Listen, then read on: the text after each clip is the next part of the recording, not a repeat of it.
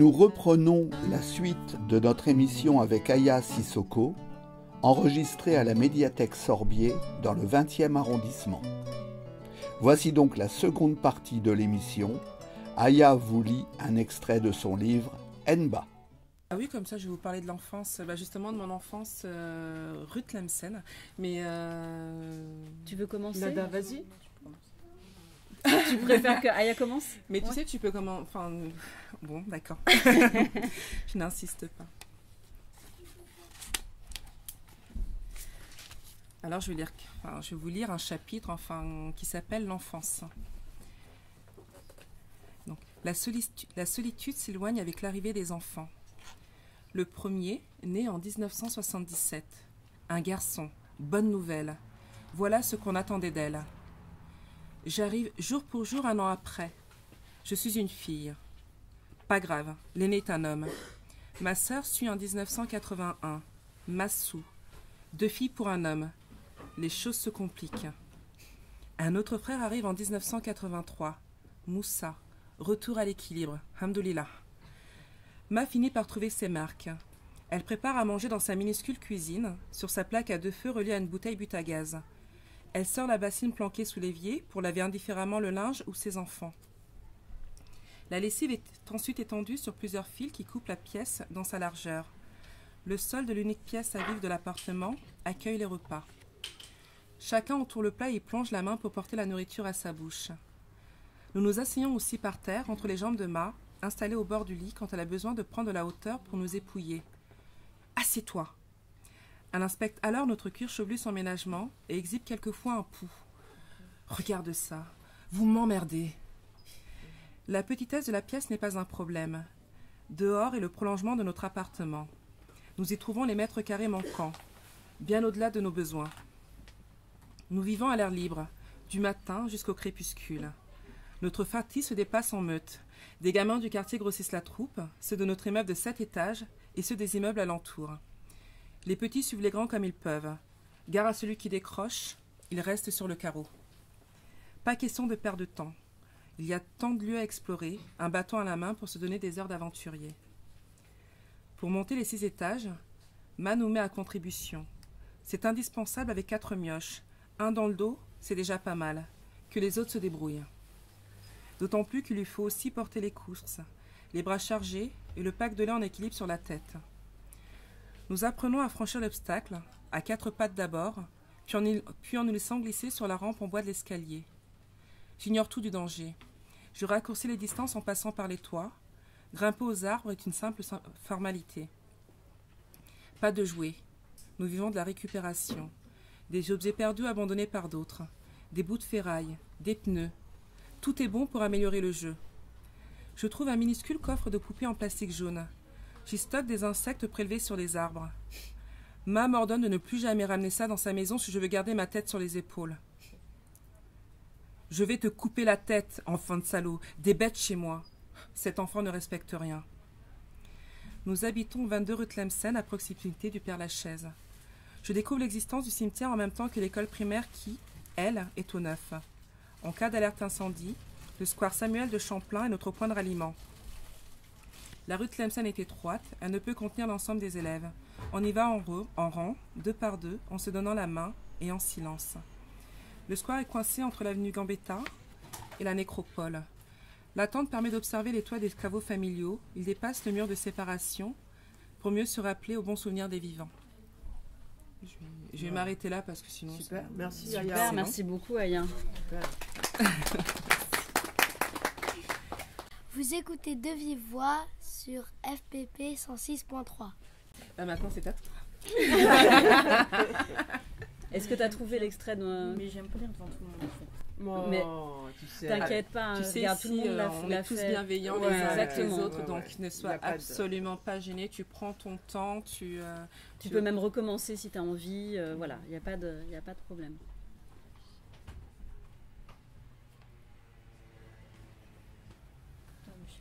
Lance-toi, tu verras après.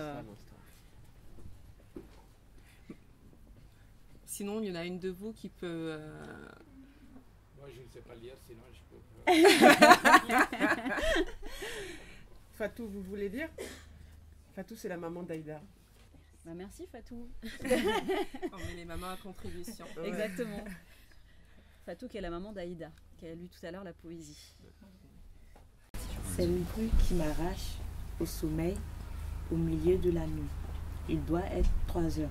L'immeuble retentit de cris aigus et rauqueux. Mon père sort du lit. Il enfile sa robe. Il dit qu'on se bat dans l'immeuble. Un couple se dispute. Il va intervenir. Calmez tout ça. Il ouvre la porte. Il me semble que suit un silence. Nous sommes tous réveillés. Puis sa voix. Mon Dieu, le feu. À ce moment-là, l'incendie a gagné le couloir. Il ne faut plus espérer sortir de la chambre. Nous sommes pris au piège. Bravo. Merci beaucoup, beaucoup. merci Fatou. Cet extrait. Vous étiez où là? Ah, vous le voulez papa continuer Rajvir. Ah d'accord, Mais on a... je vais lire mal, mais bon. Ah bah très bien, On tout le a monde les- se prête au jeu. Super. Parfait. C'est génial. C'est bon, restez là. Moi, Vous avez la voix qui porte, ok. Ok. Ma mère m'attrape. Elle attrape Isa. Puis mon petit frère, elle tire le lit pliant vers elle et nous flanque dedans.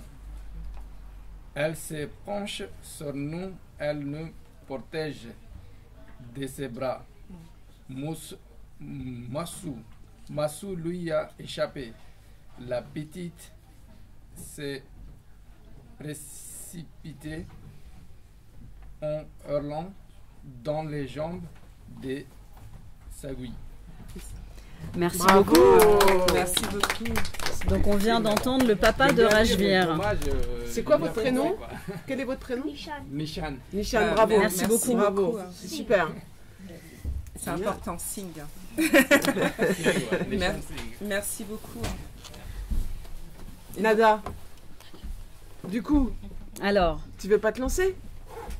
Non. sur la suite, Bah là, non, pour le tu veux coup, pas finir Pourquoi j'ai fait ça pour la motiver? Mais je C'est sais ça. bien, je sais bien, t'as vu? Ils y sont allés, hein. Tu continues? Bien Ouais, sûr, ouais, ça serait avec bien. plaisir. Bah, voilà, là, tu me fais plaisir.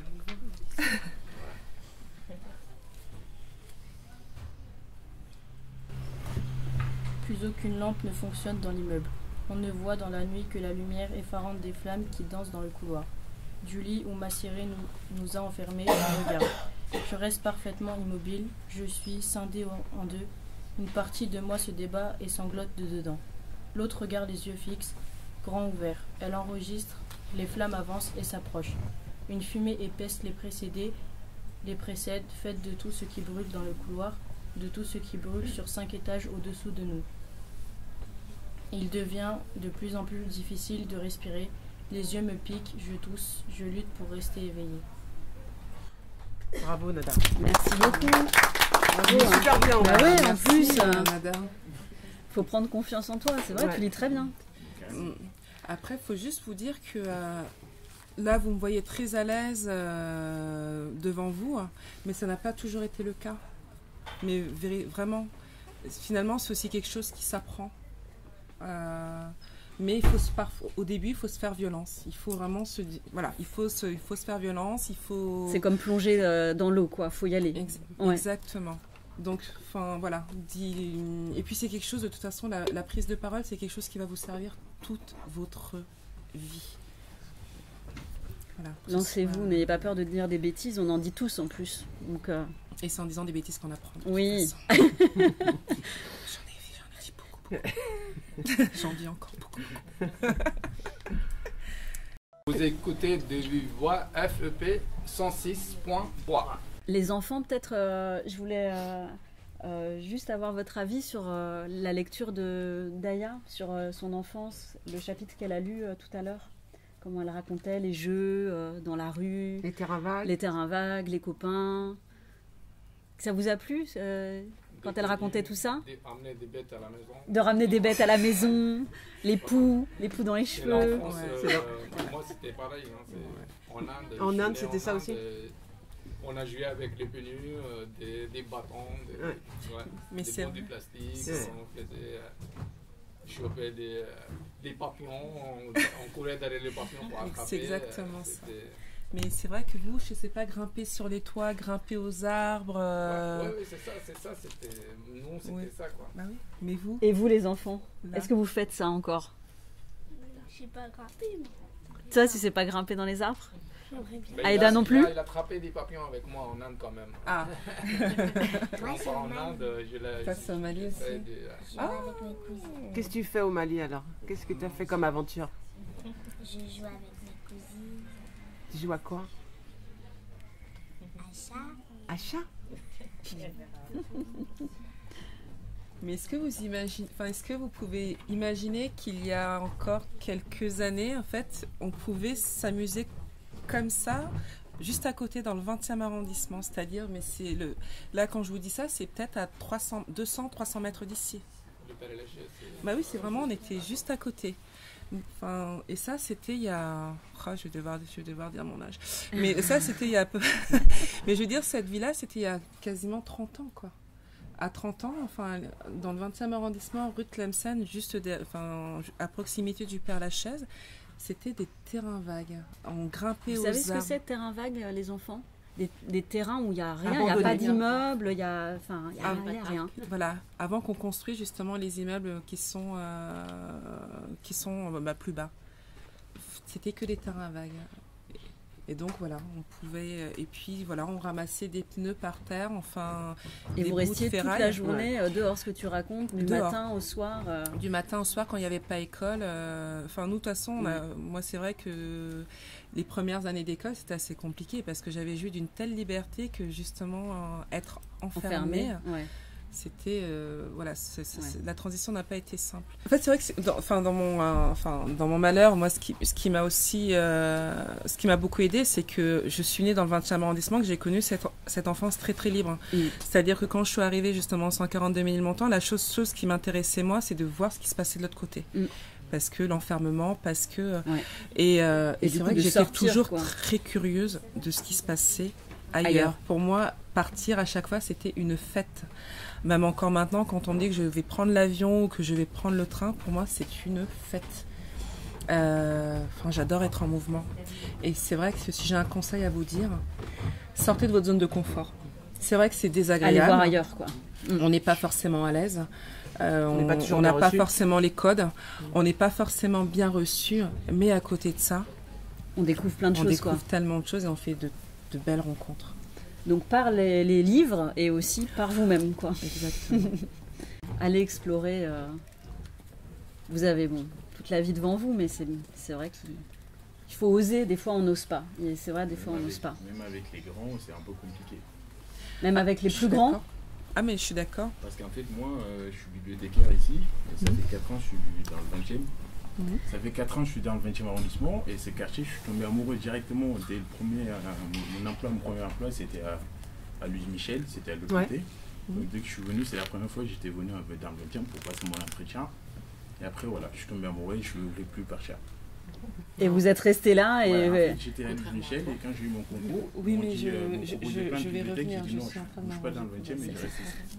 Voilà. Ah, mais après, on a des coups de cœur pour des endroits, tous, bien sûr, c'est normal. Non, et puis nos quartiers, c'est un peu notre village, quoi. Mais Il y en a même un temps, truc qu'on- Mais c'est ce que je dis, c'est que généralement quand les gens me posent la question, mais parce que bon, j'ai la peau noire, donc on me dit d'où est-ce que tu viens? Et moi la réponse c'est je viens de Ménilmontant. J'habite dans le 5e depuis 7 ans. Et moi j'y vais pour travailler dans le 5e. Quoi. C'est un lieu, moi je travaille depuis 13 ans dans le même lieu. Regardez, je fais des crêpes. Je travaille dans la même crêperie depuis 13 ans. Vous nous donnerez l'adresse? Voilà, 44 rue Mouffetard. Chez Nikos, voilà. Très bien. 44 rue Mouffetard, la crêperie. Vous écoutez de vive voix sur FPP 106.3. Et pour Nada, pour revenir sur l'extrait que tu as choisi, parce qu'on n'en a pas parlé, tu saurais dire pourquoi tu as choisi cet extrait particulièrement dans le livre d'Aya? Oui, puisque je trouve qu'il est touchant. Enfin, c'est celui qui m'a plus touché. Il Ouais. est fort. Qu'est-ce qui t'a touché? Le courage de la maman qui protège ses enfants ou... Pas tout, parce que c'est ça qui va changer l'histoire. Enfin, Le cours de l'histoire. Ouais, c'est ça où ça a commencé par ça. C'est vrai que en fait, c'est le point de rupture. C'est en tout cas, c'est ce qui va imprimer le reste de la vie de cette famille. Donc chacun va mener son combat de son côté pour essayer de rester debout, de se construire, de vivre. Donc, mais bon.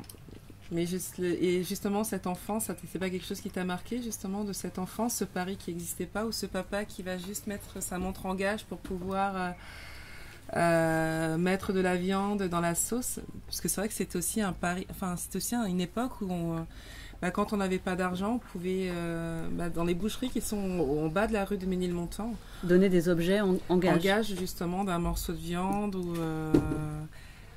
Ça existait ça existait ici aussi. Donner en gage, vous savez ce que ça veut dire? On laisse l'objet, on ne peut pas payer, donc on laisse l'objet et on le récupère quand on donne l'argent. Quand on donne l'argent, exactement. Non, t'as pas compris, Jérémy?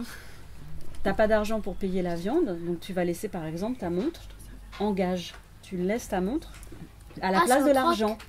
Jusqu'à ce que tu puisses payer. Voilà. Une sorte de troc. Et une fois que tu rapportes, que tu ramènes, que tu payes, il te rend ta montre. Mais c'est juste une garantie. Comme ça, il est sûr d'être payé. En tout cas, de ne pas perdre d'argent. Je sais pas, c'est comme si tu étais dans ta cour d'école, on te dit en échange de, je sais pas, en échange de ta veste, je te passe un objet et quand tu me le ramènes, je te rends ta veste. On le fait aussi à la bibliothèque, pour les jeux de société. Ah oui, ils nous donnent la carte, ils nous donnent les jeux. Et quand ils voilà. jouer, on redonne la carte. Pour être sûr que le jeu, ça n'en aille pas. Voilà, c'est ça. Voilà. C'est ça, mettre on continue à faire du troc. Et Christelle, justement, tu veux nous parler un peu de la bibliothèque, de ton métier aussi, peut-être des ateliers que tu mènes ici avec ton équipe Eh bien, oui, je veux bien. Donc la bibliothèque Sorbier qui est née en 1936, donc tu vois, tu es venu la voir, elle était déjà vieille. Donc elle a 80 ans et on a une nouvelle équipe depuis 2-3 ans, donc qui est assez jeune. Je pense que les enfants pourront dire ici qu'elle est assez dynamique, donc on fait pas mal de choses. Et c'est vrai qu'on a développé en plus des livres, des jeux de société, des jeux vidéo. Et donc on essaie d'avoir un rapport avec les enfants et les adultes aussi, le plus convivial possible. On peut se permettre ça parce qu'on est une toute petite bibliothèque. Donc du coup on connaît tout le monde. Voilà, donc on connaît les prénoms de nos usagers, on les tutoie souvent et c'est familial. On les conseille, voilà, c'est très familial.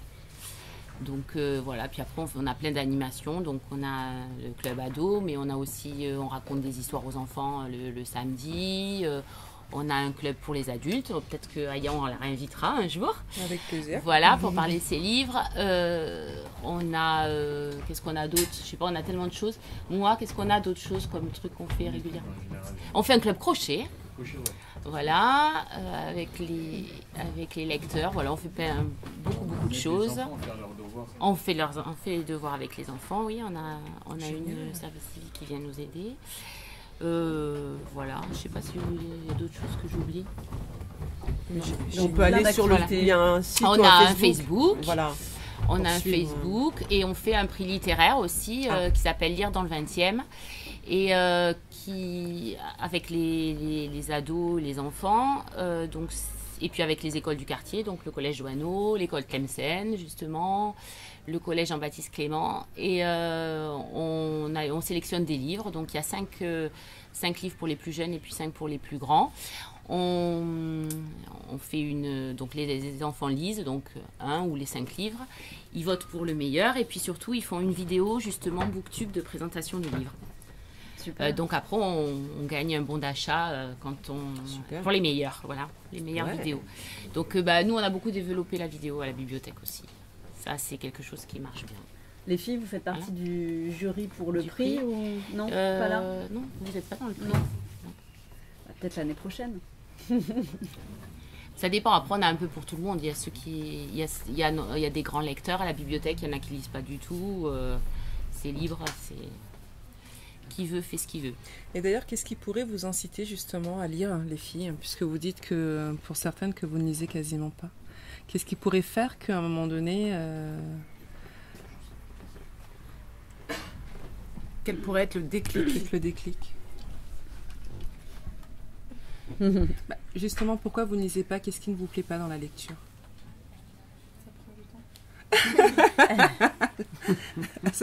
Celle-ci, je la connais. J'ai jamais eu cette réponse. Elle est pas mal.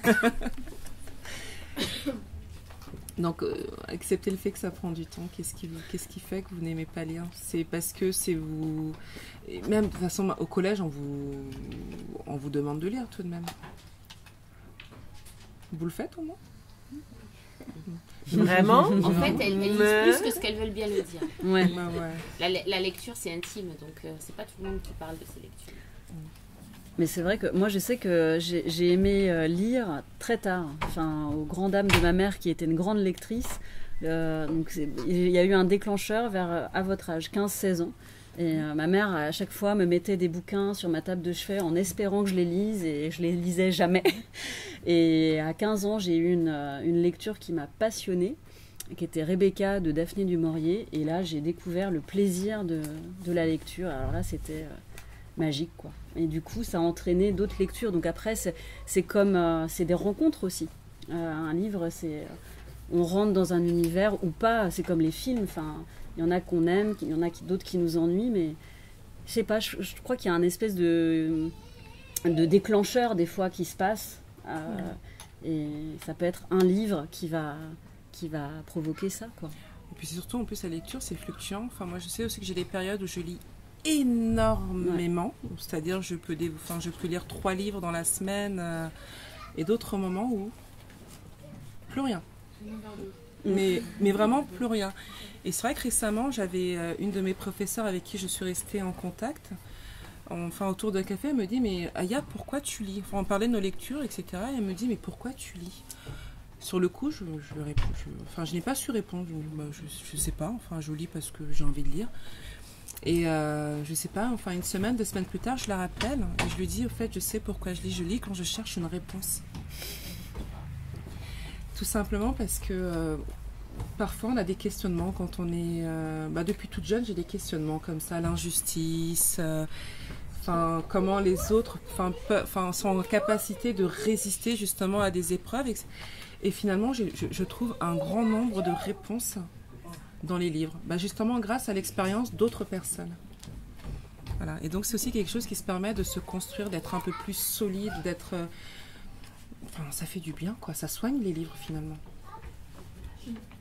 En tout cas, c'est tout le mal qu'on vous souhaite, quoi. Plein de bonnes lectures. Oui. Juste une question. Quand vous lisez, à quel moment vous pouvez vous accorder du temps pour lire après votre sport Alors déjà, je fais plus de sport. J'ai arrêté la compétition, donc ça... alors après, pour le coup, donc là, j'ai ma fille, mais déjà je lis aussi dans les transports en commun, beaucoup. Mais comme j'ai vraiment des moments, et c'est-à-dire que même ma fille, je veux dire, à partir du moment où elle a mangé et tout, le soir je lis, le matin au réveil je lis. Au fait, ça devient vraiment un besoin. Et donc à partir du moment où il y a vraiment un besoin, je me trouve le temps, de le satisfaire. Et c'est un rituel aussi, non? T'as pas ce côté aussi un peu des temps, comme tu dis, le soir ou le matin, des temps qui sont que tu aimes dédier à ça, quand je suis en vacances, n'en parlons même pas. C'est-à-dire que ma valise... Ça prend beaucoup de temps, là, pour le coup. pèse plus lourd en livres qu'en vêtements. Et là, ma fille sait qu'elle va s'occuper toute seule parce que maman, elle est prise dans ses livres. Non, mais parce que c'est ça en fait qui est formidable, c'est que plus jeune, il y avait pas d'argent, on pouvait pas partir en vacances, il fallait occuper ses journées parce que une fois qu'on était en période de vacances scolaires, on restait enfermé à la maison. Et donc, comme je le disais juste avant, enfin, lire, c'était vraiment ah ouais, c'était vraiment la bouée d'oxygène, quoi. Des fois, ma mère se levait au milieu de la nuit pour aller aux toilettes ou autre. Elle me voyait encore au salon en train de lire mon livre. Pourtant, il était 3h du matin. Mais je voulais absolument finir le livre. J'étais incapable de l'abandonner tant que je n'avais pas eu, tant que je n'avais pas eu la chute, quoi. Et donc, mais voilà, comme dit Anne, essayez, prenez un livre, peu importe. Lisez une 4e de couverture, si elle vous plaît, ben... Et le début aussi, je trouve que le début oui, c'est super important. Est-ce que vous accrochez ou pas dès les premiers mots est-ce que ça vous prend comme un film, quoi? Puis vous n'êtes pas obligé de le finir, mais c'est juste le dire, bah je vais essayer. Bah tiens, je vais essayer, je vais le feuilleter. Et voilà. Et ce qui est super aussi dans un livre, parce que c'est vrai que là, votre génération, les écrans prennent énormément de place. Il y a le portable, il y a la télé, il y a tout ça. Mais dans un livre, c'est vous et l'histoire. Et vous construisez avec l'auteur. Enfin, c'est vous qui faites vos images. Vous imaginez, vous êtes vraiment... ouais, et puis vous avez une part vraiment active. Vous participez à l'histoire, quoi. Est-ce que les 2 livres que vous avez dans les bibliothèques ou pas encore ici là? Ah si. Les 2 livres d'Aya, vous voulez dire? Alors par contre, il est trop petit. Rajvir. Ah oui, vous, oui. Mais peut-être je vais finir dans un mois, mais bon. Oui, oui, vous, oui. Mais après, Rajvir, il est encore trop jeune. Ça veut dire des fois. On peut les emprunter, oui. Ça veut dire Rajvir, des fois, il m'a dit, papa le dire devant moi, et moi, c'est lui qui m'a dit non, c'est comme ça, c'est comme ça. Oh, ça c'est génial. Ouais, ça c'est pas mal ça. Moi peut-être je vais avec la... Il est dans toutes les bibliothèques ou juste ici? Dans toutes les bibliothèques, je pense. Enfin toutes, je sais pas, mais enfin dans beaucoup de... Vous êtes à Mortier, il y a une bibliothèque de Mortier. Oui, oui, je pense qu'il y a... On va regarder ensemble tout à l'heure. D'accord. On va devoir arrêter, on arrive à la fin de l'émission. On aurait bien continué, mais on vous remercie. On remercie beaucoup Aya de sa présence. C'est un plaisir. On remercie Christelle pour son accueil à la bibliothèque. On remercie les enfants et les adolescents. Aïda, Jérémy, Nada, Fatoumata, Agir. Non, elle est partie. Elle est partie. Anan, Inès, Lisa, Sadia. Sarah. Le papa de Rajvir, c'est comment? Nishan. Singh. Normalement, tout le monde m'appelle Singh. Personne ne m'appelle par mon prénom. Ok. Singh, Fatou, la maman d'Aïda. Merci à tout le monde. Hein. C'était une super émission. On était très très contentes. Et dans un an, on t'interroge à nouveau sur le poème d'Apollinaire. Hein, Jérémy? Et tu nous diras deux choses nouvelles. Voir si c'est un poème... qui s'est transformé, si ta perception s'est transformée. Et vous aussi, voilà, j'espère que vous aurez le plaisir d'aller à la mer et voir les albatros ou les mouettes suivre les bateaux. Voilà, donc merci à tous. Merci d'être venus. Ce qui est formidable, c'est que même si nos histoires sont différentes, parce que voilà, on est né dans des lieux différents, il y a toujours cet universel. Voilà, c'est l'insouciance de l'enfant, c'est le jeu, c'est occuper l'espace, c'est cette liberté, ce temps qui n'est pas une préoccupation pour nous. Enfin, c'est ça en fait l'universel, c'est ça qui nous lie tous. Enfin bon voilà, donc c'est malgré cette histoire qui est très particulière, c'est trouver à chaque fois l'universel, ce qui nous lie, ce qui nous ressemble, enfin nous rassemble. Voilà. Merci, c'était un superbe mot de la fin.